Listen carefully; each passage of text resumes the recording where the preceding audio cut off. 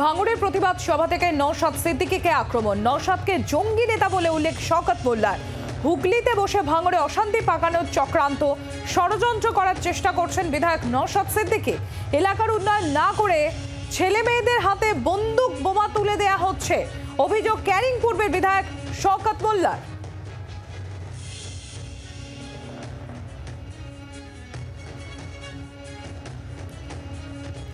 নওশাদ সিদ্দিকীকে জঙ্গি নেতা বলে উল্লেখ শওকত মোল্লার। ভাঙড়ে প্রতিবাদ সভা থেকে নওশাদ সিদ্দিকীকে আক্রমণ। নওশাদকে জঙ্গি নেতা বলে উল্লেখ শওকত মোল্লার। হুগলিতে বসে ভাঙড়ে অশান্তি পাকানোর চক্রান্ত, ষড়যন্ত্র করার চেষ্টা করছেন বিধায়ক নওশাদ সিদ্দিকী। এলাকার উন্নয়ন না করে ছেলে মেয়েদের হাতে বন্দুক বোমা তুলে দেওয়া হচ্ছে, অভিযোগ ক্যানিং পূর্বের বিধায়ক শওকত মোল্লার।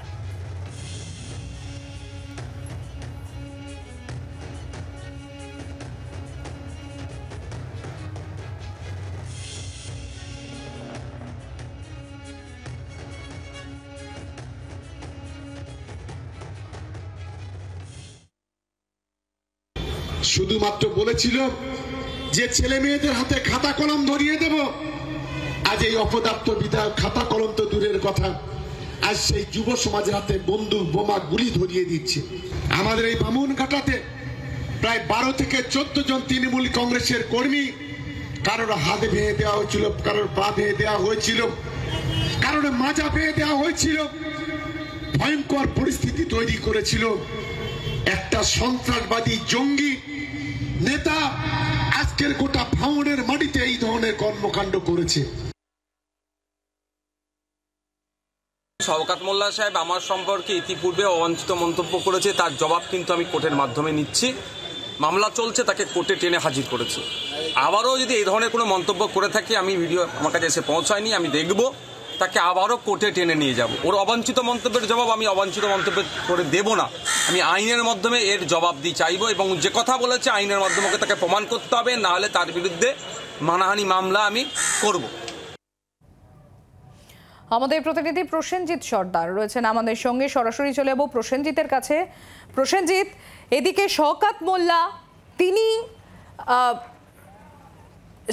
মোল্লা তিনি বলছেন যে জঙ্গি নেতা, আর এদিকে পাল্টা বলা হচ্ছে আইএসএফ বিধায়কের তরফ থেকে যে যিনি যেটা দাবি করছেন সেটা যদি তিনি প্রমাণ করতে না পারেন আদালতে, তাহলে তার বিরুদ্ধে মানহানির মামলা করবেন। কোন জায়গায় দাঁড়িয়ে রয়েছে আর এরকম ভাবে সরাসরি আক্রমণে শওকত মোল্লা?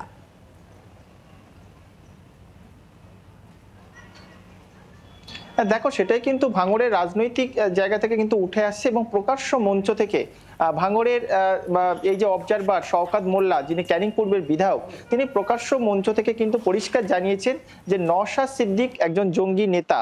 এবং সেই জায়গায় দাঁড়িয়ে কিন্তু নওশাদ সিদ্দিক ইতিমধ্যে, তুমি যে কথাটা বলছিলে যে এই জঙ্গি তিনি কিনা সেটা প্রমাণ করাতে হবে, না হলে তিনি কিন্তু মানহানির মামলা করবেন এই শওকত মোল্লার বিরুদ্ধে। ইতিমধ্যে কিন্তু যেমন রাজনৈতিক যেমন চাঞ্চল্য ছড়িয়েছে, তুমি জানো যে সামনেই 26-এর বিধানসভা ভোট, এবং সেই জায়গায় দাঁড়িয়ে একের পর এক যেমন তৃণমূলের কর্মী সমর্থকরা তারা বিভিন্ন কর্মসূচি তারা যেমন নিচ্ছে, সংগঠন তৈরি করছে, যেহেতু 21-এর বিধানসভাকে ছিনিয়ে নিয়ে তারা তৃণমূলে কিন্তু এবারে এই 2026-এ তারা কিন্তু ভাঙড় দখল করবে, বারে বারে কিন্তু সেই কথা যেমন প্রকাশ্য বলছেন। পাশাপাশি কিছুক্ষণ আগে তোমাকে বলে রাখবো, নওশাদ সিদ্দিকী যখন ভাঙড়ে আজকে এসেছিলেন, তখন ভাঙড় থানার গোবিন্দপুর এলাকায় নওশাদ সিদ্দিকীকে ঘিরে বিক্ষোভ দেখানো হয়েছে।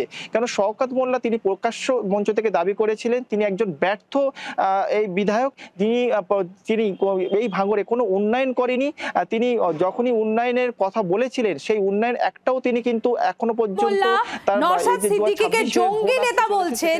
তার পাশাপাশি শওকত মোল্লার অভিযোগ হচ্ছে যেখানে ভাঙড়ের ছেলে মেয়েদের হাতে সেখানে বই খাতা তুলে দেওয়ার বদলে বোমাগুলি তুলে দিচ্ছেন নওশাদ সিদ্দিকী।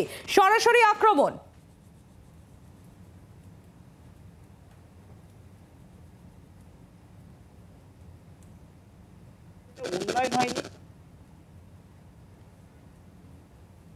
বিস্ফোরক যে মন্তব্য এই যে শওকত মোল্লা প্রকাশ্য মঞ্চ থেকে করেছে, আর সেখানে কিন্তু আইএসএফের যারা কর্মী সমর্থক বা আইএসএফের যে বিধায়ক আছে নওশাদ সিদ্দিকী, তিনি কিন্তু পরিষ্কার জানিয়েছেন যে বিষয়গুলি শওকত মোল্লা প্রকাশ্য মঞ্চ থেকে তার বিরুদ্ধে অভিযোগ করছে সেগুলো প্রমাণ করাতে হবে, না হলে তিনি কিন্তু আইনত ব্যবস্থা করবেন, মানহানির মামলা করবেন বলে তিনি হুঁশিয়ারি দিয়েছেন। এবং সব মিলে যদি দেখা যায় ভাঙড়ে কিন্তু এখন বলা যেতে পারে যে আইএসএফ বনাম এই যে তৃণমূলের একটা লড়াই যেমন চলছে, পাশাপাশি তৃণমূলের ঘরেও কিন্তু বলা যেতে পারে যে এই যে আরাবুল ইসলাম ভাবছে শওকত মোল্লা, সেটাও কিন্তু একদিকে তাদের দৃষ্টিকোণে উঠে আসছে।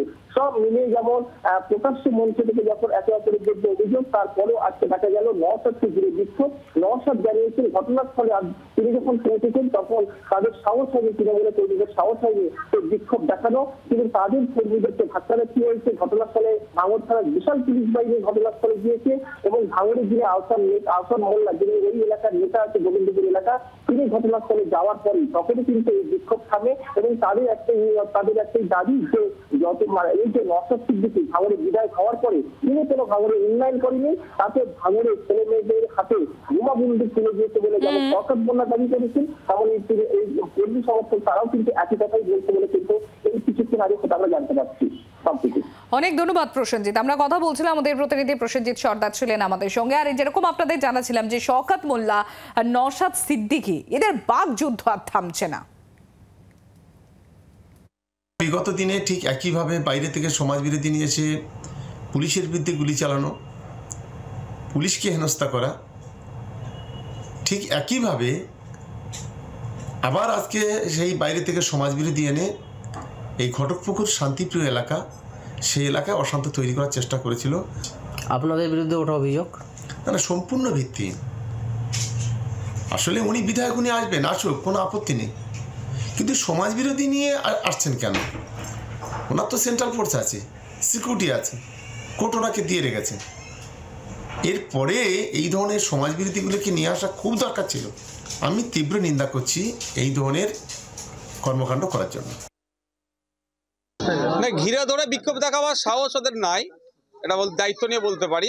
আজকে ঘটকপুকুরে আমি গিয়ে যেখানে পৌঁছালাম, গোবিন্দপুর সম্ভবত, গিয়ে পৌঁছলাম, দেখি খুব 4-5টা ছেলে খুব হম্বিদম্বি করছে, চিৎকার চেঁচামেচি করছে। আমাদের ওখানে যারা 2-4 জন যাচ্ছিল তাদের উপরে চড়া হওয়ার চেষ্টা করছে। আমি গেলাম, দেখলাম পুলিশের সামনেই পুলিশের সাথে অভদ্র আচরণ, পুলিশকে ঠেলাঠেলিও করলো, পুলিশ তাদেরকে আটকে রাখতে পারছিল না। তারপরে আমি গিয়ে বললাম সমস্যা কি হয়েছে, আমি জিজ্ঞাসা করলাম। পরিচয় পরবর্তীতে জানলাম একজন প্রধান ছিলেন, একজন তৃণমূলের নেতা ছিলেন, আর 2-1 জন তৃণমূলের সাথে উঠা বসা করে এই ধরনের 2-4 জন ছিল, বেশিও নয়। বলে না আপনি নাকি বাইরে থেকে লোক নিয়ে এসছেন। আমি বললাম আজকে আমার এটা পুরো পলিটিক্যাল প্রোগ্রাম, সেটা তো নয়। আজকে ভাঙড়ের মানুষকে পরিষেবা দেওয়ার জন্য এই জায়গায় আসা। ভাঙড়ের বাইরে থেকে কাউকে আমি ডাকি না, আর কাউকে ভাঙড়ের বাইরে কাউকে পরিষেবাও দেবো না। ওখানে পরিবেশটা ঘোটালা করার চেষ্টা করলো, খারাপ করার চেষ্টা করলো, যাতে মানুষ পরিষেবা না পায়। আজকে যে কাণ্ডটা ঘটালো, এতে তো তৃণমূলই ফ্যাসাদে পড়বে, এতে তো শওকত মোল্লাই ফ্যাসাদে পড়বে। এরপরে যখন শওকত মোল্লা ভাঙড়ে আসবে, সাধারণ মানুষ ঘিরে যদি বলে তুমি ভাঙড়ের কে, ভাঙড়ে কি করতে আসছো, উত্তর দিতে পারবে তো তৃণমূল?